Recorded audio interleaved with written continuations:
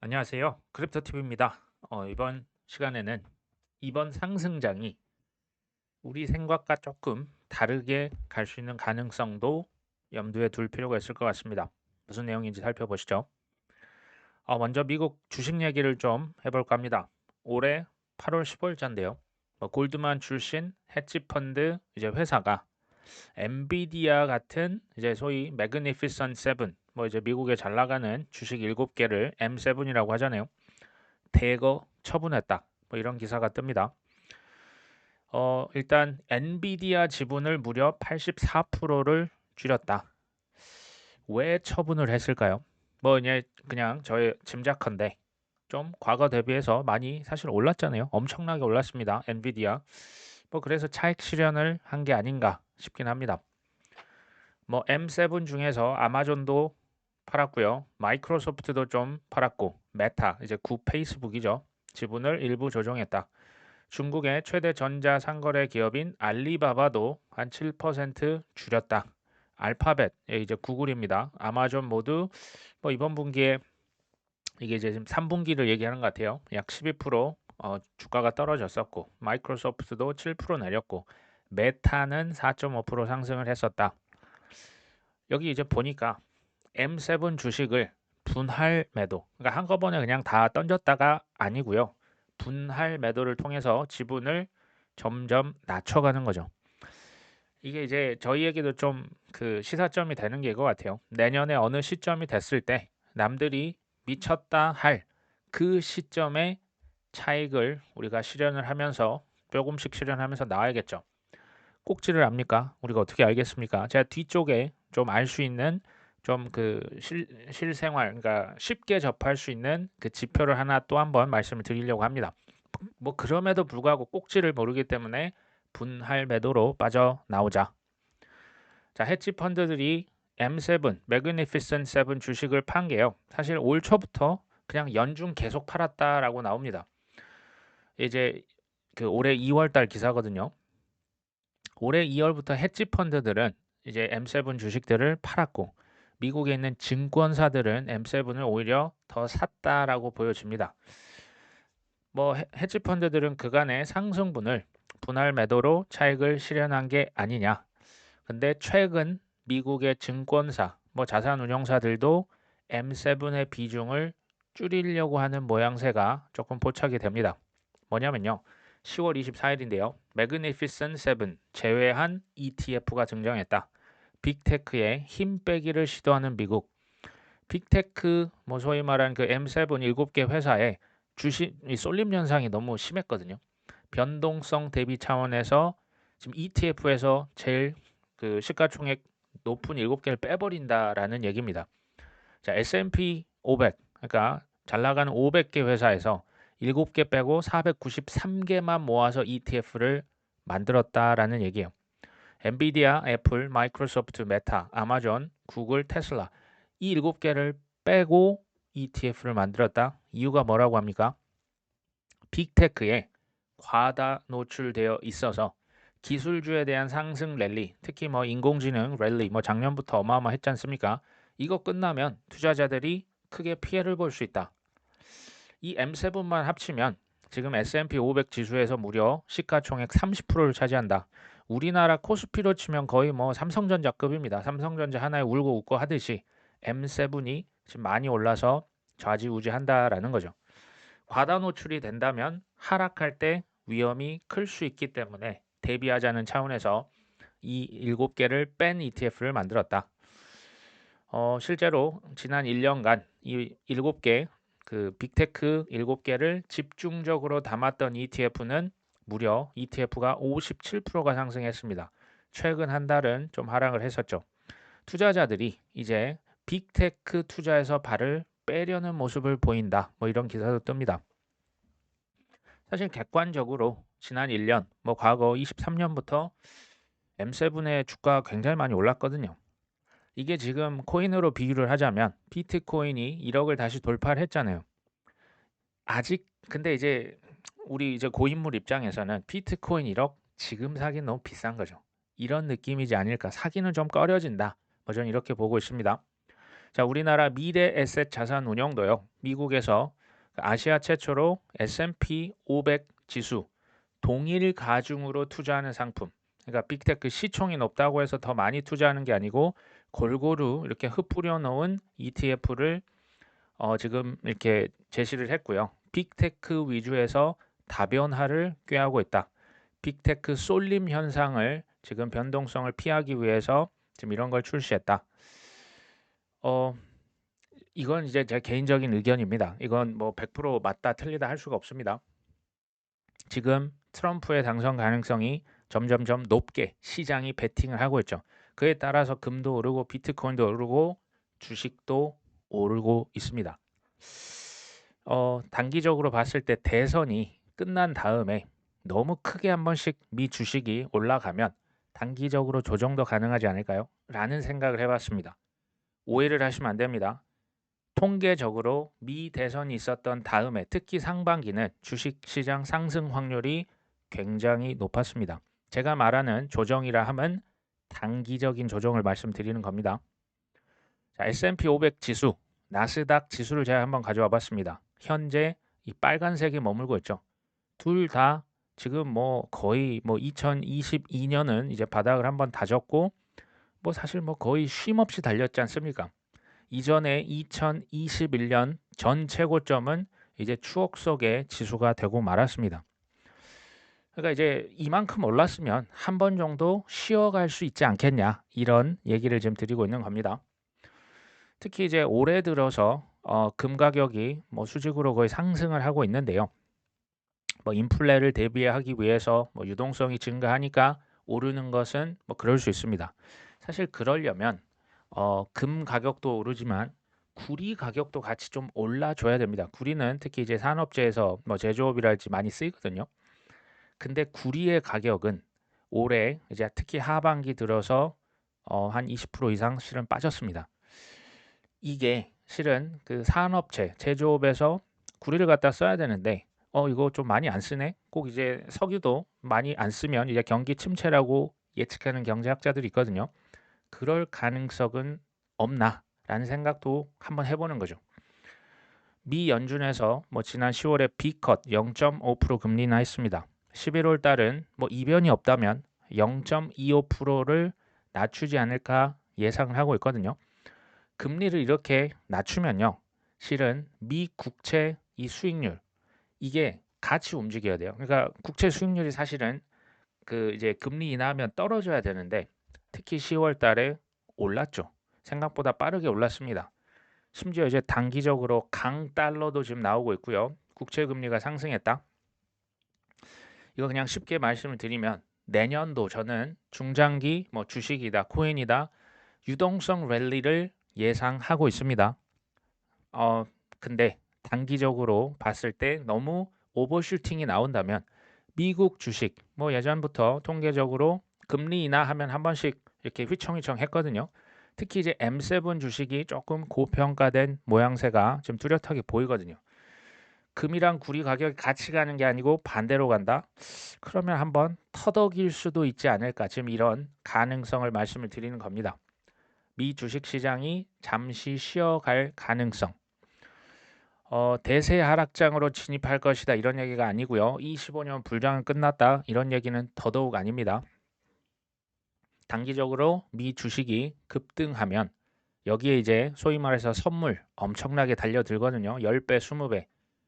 이러면 롱, 상승에 배팅하는 그 이제 흥분해서 롱에 배팅했을 때 이들이 청산되면 또 이렇게 빠질 가능성도 주의하자 이런 말씀 드립니다. 자, 코인 투자도요. 뭐 지금 1억이 살짝 다시 넘어서 잠깐 이제 마음이 설레고 있는데 조심할 포인트. 이건 제가 뭐 앞으로도 계속 말씀드리고 싶습니다. 자, 트럼프 당선 가능성, 뭐 유동성, 반감기, 뭐 1년 후, 1년 반 후 이제 피크를 찍었다. 규제 명확성. 그리고 실제적으로 가격이 올라주면 당연히 흥분하겠죠. 제 느낌일까요? 우리 구독자분들을 비롯한 코인러 기존 멤버들만 흥분하는 것 같아요. 일반인들은 뭐 제가 볼 때는 별 관심 아직은 없는 것 같습니다. 특히나 신고가를 경신을 하고요. 아직 경신 안 했습니다. 비트코인 10만 달러를 넘어간다. 이 정도 돼야 언론에서 뭐 기사를 쓸 소재가 있잖아요. 그때야 비로소 조금씩 흥분의 도가니탕으로 가지 않겠냐.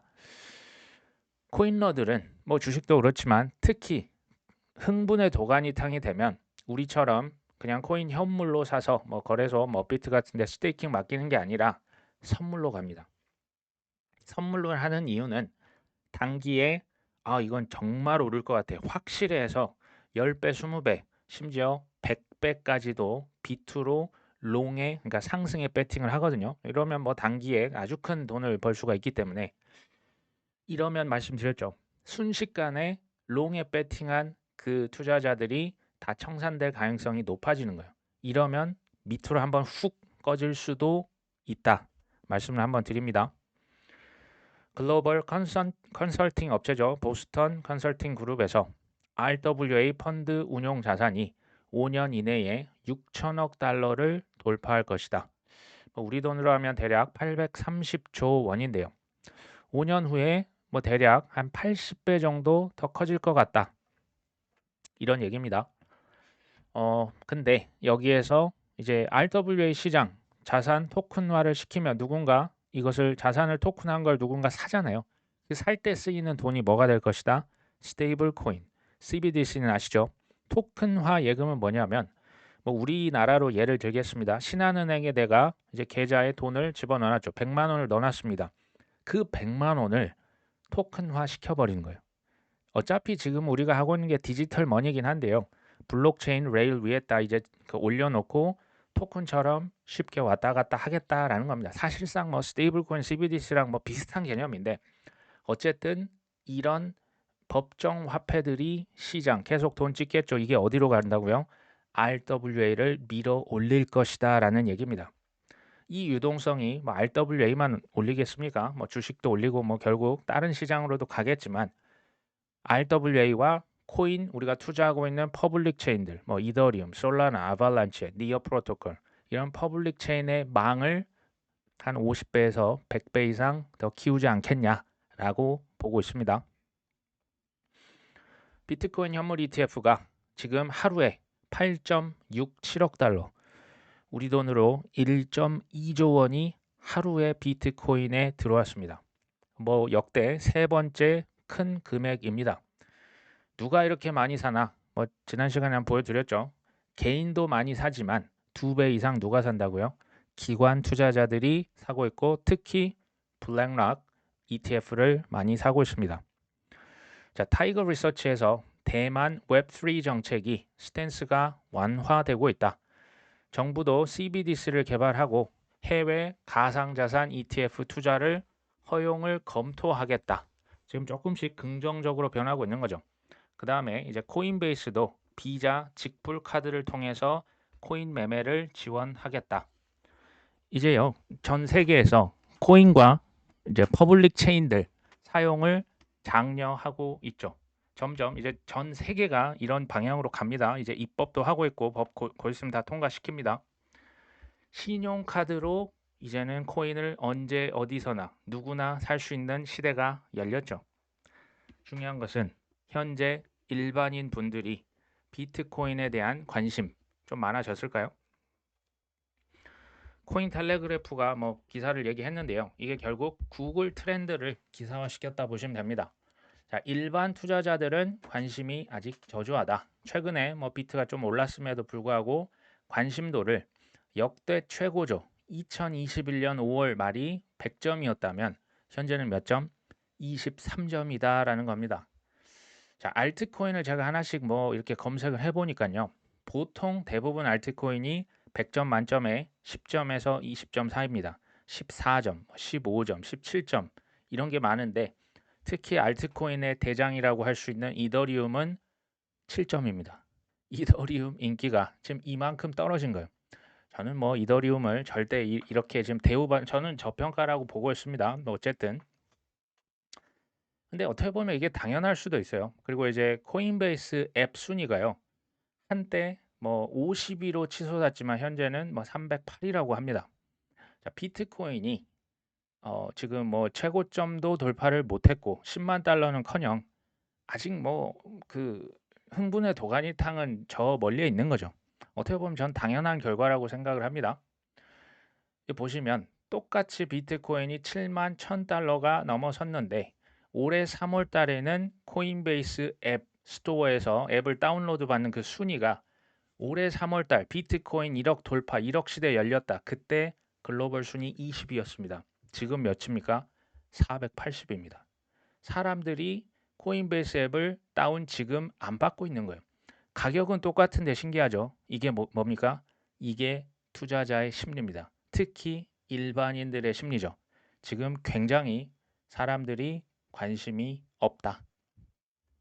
그러니까 이제 비트 가격 뭐 중요하죠. 근데 이거 뭐 중요하지만 더 중요한 것은 코인베이스 앱 랭크 봇이라고 있어요. 이거 트위터에 가셔가지고 X죠.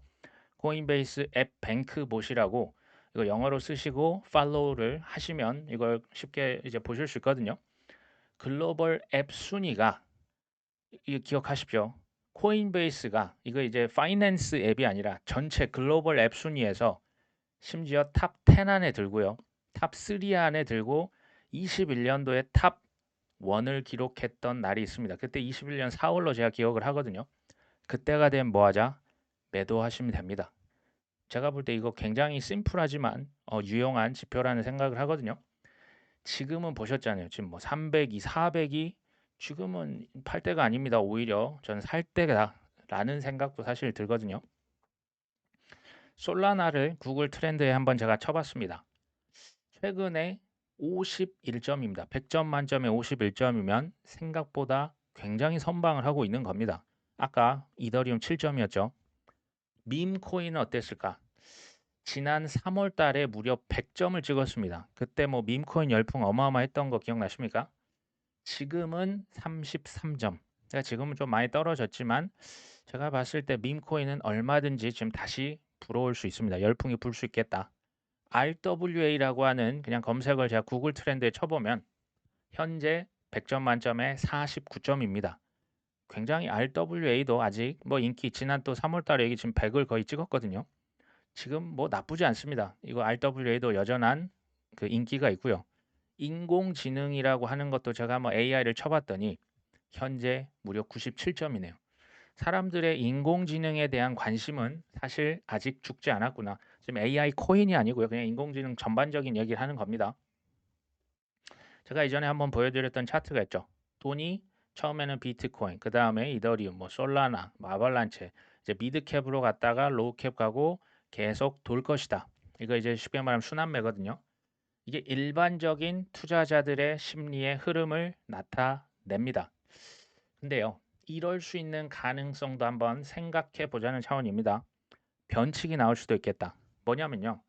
2020년 기억나십니까? 그때 여름에 디파이 서머가 있었어요. 그때 뭐 컴파운드다, 저 뭐 유니스왑이다, 아베다 이 디파이 쪽 프로토콜이 단기간에 뭐 5배, 10배. 그러니까 작년 밈코인처럼 열풍, 돌풍이 불었던 때가 있습니다.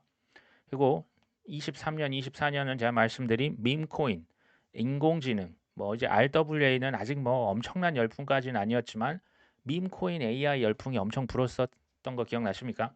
이때는 시총순으로 계단식으로 갔던 게 아니라 디파이 먼저 섹터별로 이렇게 가버렸어요. 그러니까 밈코인 갑자기 우르르 뜨고 인공지능 우르르 뜨고 시총과 관계없이 뭐 단기간에 순식간에 이제 불타올랐던 기억이 납니다. 투자 심리라고 하는 것을 가만히 생각해 보시면 계속 추락하고 있는 거 누가 사고 싶은 분 계십니까? 올라가는 거, 눈앞에서 막 꿈틀꿈틀 대는 것을 사고 싶은 게 인지상정 아닐까요? 세 번째로는 내년 상승장이 이전 대비했을 때 조금 어려울 가능성도 있어 보입니다.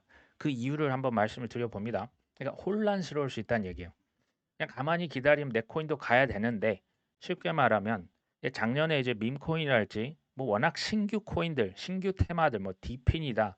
우리는 사실 그 새로운 테마가 막 이제 생겼지 않습니까? 밈코인도 이제 이름도 모를 밈코인들이 막 튀어나옵니다. 신규 테마, 신규 코인을 선호하는 현상이 큽니다. 꼭 이제 뭐 부동산으로 치면 얼죽신인 거죠. 이제 예전에 구축됐고 난 무조건 신축이다. 이런 느낌이 코인에도 있었고요. 순환 속도, 순환 매우 속도가 이전처럼 뭐 비트 기다리며 이더리움, 그다음 대장 뭐 솔라나 뭐 이제 아발란체 이게 아니라 그냥 순서가 막 중간에 떴다가 갑자기 지 혼자 사라지고 갑자기 생각도 못했던 코인이 중간에서 치고 나오고 순환 속도가 빨라졌고요. 변칙적일 가능성이 있다는 거예요. 그리고 지금 어떻게 보면 해당이 될 수 있는데 비트코인만 독주하는 거죠. 이 정도 비트 독주했으면 이제 비트 좀 도미넌스도 떨어져야 되는데 안 떨어지고 계속 비트 혼자 달리는 겁니다. 뭐 ETF다 뭐 여러 가지 이유는 있을 수 있습니다. 이러면 이제 투자자들 특히 알트코인 들고 있으면 나 벼락 거지된 거 아니야? 내 코인만 왜 이렇게 안 가는 거 아니야? 이럴 가능성이 있으면 또 이상한 결정을 하실 가능성이 있는 거죠.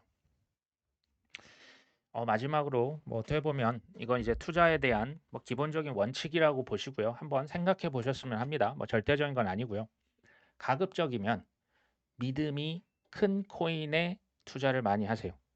믿음이 클수록 시총이 높을수록 비중을 높이셨으면 좋겠어요. 어떻게 보면 당연하거든요. 근데 그냥 누가 옆에서 뭐 좋다 하니까 누가 뭐 괜찮다고 하니까 그냥 사시면 제가 볼 때 이 험난한 세월을 아마 헤쳐나가기 쉽지가 않으실 겁니다. 예를 드는 겁니다. 뭐 어중이 떠중이 이 코인 저 코인 사다 보니까 뭐 20개 30개 뭐 그럴 수도 있는데 그냥 예를 드는 거죠. 도지코인 하나 그냥 올인하는 게 나을 수도 있어요. 단 도지코인이 내가 분명한 확신이 이렇게 넘친다면 뭐 지금 도지코인 가격이 너무 높습니다. 제가 예를 든다고 계속 말씀드립니다. 지금 너무 높습니다. 그리고 시가총액이 지금 똑같은 코인을 이렇게 뭐 비교를 하실 때 시총 100이 뭐 200이 300이 보다는 시총 12, 22, 32에 있는 코인에 좀 더 그 투자를 많이 하시는 게 여러모로 전 괜찮다라는 생각이 들거든요. 비트코인, 이더리움 뭐 없으신 분도 계실 수 있는데 이제 50%가 좀 무리라면 일부라도 조금 저는 가져갔으면 좋겠어요. 뭐 50% 이상이면 좋겠지만 이유는 그거예요. 그러니까 비트코인이 독주해도 비트를 이미 들고 있잖아요. 그래도 좋고요. 알트코인이 갑자기 막 불이 붙어가지고 번져도 알트 있잖아요. 그래서 좋은 겁니다. 이게 그냥 이제 적당히 이렇게 나누고 가져 있으면 마음이 조급해지지 않거든요. 그 다음에 이게 조금 어려울 수 있지만 그래도 한 말씀 드려봅니다. 엄청난 공부하셔야죠. 확신 당연히 필요합니다. 이건 기본인데 플러스 하나 또 하자는 거예요. 동시에 유연한 사고, 장기적 사고를 가지자. 옆에서요. 누가 뭐 나는 예를 들어 땡땡 코인을 투자하고 있는데 막 공격을 합니다. 그 코인 별로야. 그 코인 뭐 창업자 어떻게 됐고 막 했어. 그걸로 인해서 흔들리면 제가 볼 때는 투자 준비가 안 되신 거죠. 반면에 내 코인만 최고다라고 이제 서로 뭐 주장하시는 분들이 앞으로 가면 또 안 나오겠습니까? 나올 수 있습니다. 근데 뭐 알트코인이라고 해도요. 뭐 시가총액이 무조건 저 밑에 있다고 해서 수익률이 무조건 없습니까? 그거 어떻게 확신합니까? 최고의 수익률? 그걸 누가 알겠습니까? 이거 아무도 몰라요. 어차피 모르는데 싸움의 이 이유와 근거를 전 전혀 모르겠습니다. 또 하나 제가 한번 예를 들어 보면요. 제가 실제로 들고 있는 코인은 맞지만 이것을 뭐 그렇다고 지금 이 비중으로 들고 있지는 않습니다. 뭐 대략 비슷할 수도 있는데 이더리움이 제가 가정하는 겁니다. 이더를 20% 들고 있고 솔라나를 15%, 도지코인을 10%, 니어, 알고랜드를 8%, 리플 5%, 셀로 5%. 자, 이런 식으로 들고 있다고 가정을 해 보겠습니다. 저는요, 이게 믿음 순이어야 된다고 생각해요. 믿음 순이라는 건 뭐냐면 나는 이 코인은 첫 번째 망할 가능성이 현저히 낮을 거야. 이런 코인 위주로 비중을 높이자는 거예요. 그러니까 이제 뭐 리플이나 셀로가 뭐 별로여서가 아니라 믿음이 적다? 그러면 비중을 줄이시라는 거예요. 아니면 투자 안 하시면 됩니다. 그렇게 해야지 이미 투자는 다 하셔놓고 이제 이미 그 뭐 몇 년을 견뎠고 힘든 건 알지만 이거를 싸워서 내가 얻을 게 없어요. 뭐 논쟁을 벌이고 논쟁은 의미가 없습니다. 내 갈 길 가기만 해도 지금 바쁜 거죠. 굉장히 바쁩니다. 다만 이제 그 사람이 왜 그 코인을 좋아하는지 근거를 들어보실 필요는 있는 거죠. 그리고 나서 종합적으로 본인 스스로께서 판단하시면 되겠죠. 저 같은 경우 최근에 이제 조금 이제 가격대가 알트코인 많이 떨어졌었잖아요. 그때 뭐 아카시 네트워크, 칠리즈, 인터넷 컴퓨터 이런 코인들을 일부 추매를 했습니다. 뭐 그렇다고 뭐 올인 절대 아니고요. 그냥 적당히 샀는데 이유를 말해봐라. 제가 봤을 때는 좋은 코인이라고 검증을 끝냈어요. 근데 저평가입니다. 그것도 많이 저평가. 그래서 샀다. 그러면 이걸 또 이제 무조건 따라 사시는 분들, 뭐 저도 저 뭐 2017년 10뭐 6년이었습니까? 그때는 저도 그냥 무조건 누가 좋다니까 산 적이 있는데 이 문제가 있어요. 올라도 걱정이고 떨어져도 걱정이에요. 오르면 어쩔 줄 몰라 하는 거예요. 팔아야 되나 말아야 되나. 떨어지면 어씨 이거 뭐 어떻게 된 거야? 이거 망한 거 아니야? 상폐되는 거 아니야? 대응이 안 돼요. 대응이 안 됩니다. 왜? 내가 확신과 지식이 있어서 산 게 아니기 때문에 어쩔 줄을 모르는 거예요. 제가 예전에 이제 말씀드렸던 저는 이제 좋다고 이제 소개를 드린 건데 디소라고 하는 코인이 있었어요. 창업자가 뭐 사기 혐의로 감옥에 갔거든요. 바로 저는 손절 칩니다. 손절에 대한 기준도요. 있으셔야 돼요. 그러니까 제가 꼭 무조건 뭐 감옥을 간다 해서 꼭 그런 게 아니라 자기만의 이게 있어야 돼요. 이거는 뭐 지식을 넘어서 어떤 경험을 통해서요. 내 안에 DNA로 좀 박혀 있어야 돼요. 내 안에 투자 어떤 그 습관이랄까요? 나만의 루틴이 있으셔야 돼요. 안 그러면 힘들어요. 대응이 안 됩니다. 그래서 제가 계속 아까 그 뭐 유연성, 지식 확신을 그래서 강조를 했고요. 자, 중장기적 사고는 뭐냐면 사실은 이것도 믿음이랑 관련이 있어요. 믿음이 없는데 중장기가 됩니까? 당연히 안 되죠. 믿음이 생기면 중장기적으로 보게 되고요. 이렇게 되면 어떤 좋은 점이 있냐? 마음이 편해요. 잠을 잘 잡니다. 떨어지면 죽고요. 뭐 돈이 없으면 할 수 없죠. 오르면 기분 좋은 거예요. 우리가 이왕이면 이런 투자하자는 겁니다. 그래서 제가 여러 가지 지식, 뭐 제가 알고 있는 뭐 여러 가지를 이제 공유를 드리는 거고요. 내 감정에 속지 말자. 이게 뭐 제가 뭐 비트코인 도미넌스도 말씀드렸는데 그것보다 어떻게 보면 더 쉬운 거. 트위터 그 X 있잖아요. 거기 가셔가지고 영어로 영어긴 합니다. 자, 코인베이스 앱 랭크 봇 이거 이제 영어로 쓰시면 그 무슨 그 언어피셜이라고 해가지고 그 계정이 있거든요. 이거 팔로우하면 거의 뭐 매일 실시간으로 앱 순위를 이렇게 그냥 올려주고 줍니다. 현재 한 300이 400이 왔다 갔다 하거든요. 이게 탑 10 안에 무조건 들어야 돼요. 탑 5, 탑 3, 심지어 탑 1도 찍었던 적이 과거에 있었거든요. 그때 빠져나오시면 됩니다. 얼마나 편합니까? 내 마음을 졸일 필요가 없겠죠. 자, 이런 것들도 좀 참고로 하셔서 특히 이제 내년에 좋은 결실 잘 거두셨으면 합니다. 자, 오늘 방송 여기까지 합니다. 끝까지 시청해 주셔서 감사합니다.